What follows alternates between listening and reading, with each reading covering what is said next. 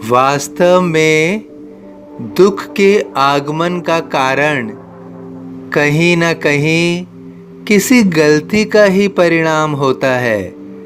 इसी तरह सुख का भी संबंध हमारे परोपकार से ही होता है। इस संसार का नियम है दुख और सुख को भोगना और इसके दर्द को महसूस करना।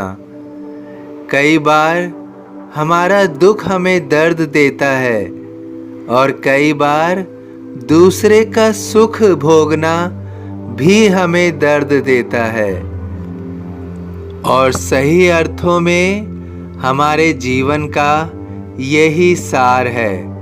यदि हमारे जीवन में दुख और सुख नहीं होंगे तो इससे मिलने वाले अनुभव भी हमसे मीलों दूर होंगे। इन्हीं अनुभव से हम अपनी गलतियों को दोहराते नहीं हैं। इन्हीं दुख और सुख से हम अपने सच्चे रिश्तों को पहचान पाते हैं। वास्तव में यह दुख हमारे जीवन को सही करके जाते हैं, अच्छे रिश्ते देकर जाते हैं। दुख में मिले हुए रिश्ते हमारे जीवन भर साथ निभाते हैं।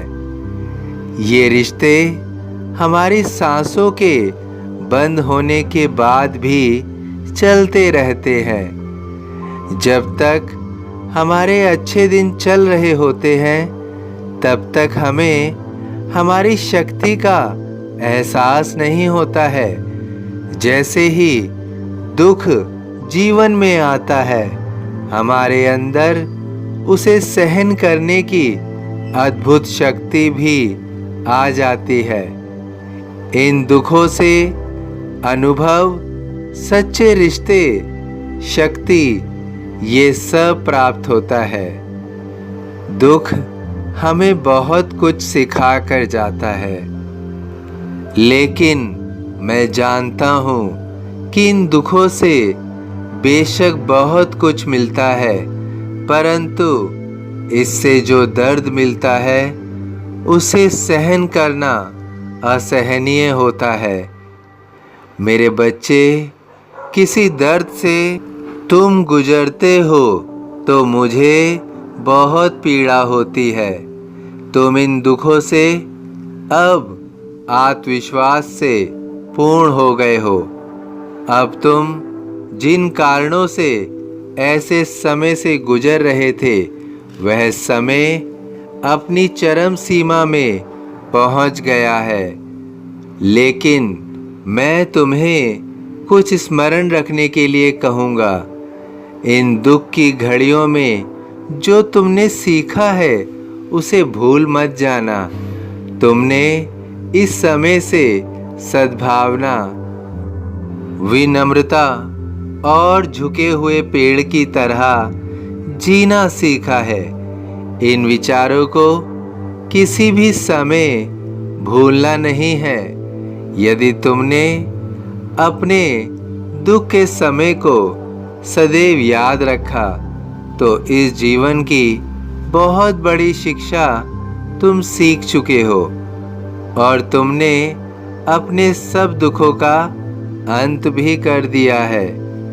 तुम अपने परिवार के प्रति जिन जिम्मेदारियों को निभा रहे थे उसे निरंतर तुम्हें निभाते रहना है। तुम्हें अपने जीवन में अच्छे कर्मों को सदैव पकड़े रहना है। उसे कभी भी स्वयं से अलग नहीं करना है। दूसरों के प्रति जो भी परोपकार निश्चित रूप से तुम कर रहे थे उसको निरंतर बनाए रखना है। यदि तुम मेरे बताए हुए मार्ग पर चलते रहो तो तुम्हारे दुख का सुख में बदलना तय है। तुम्हारे दुख का सुख में बदलना तय है।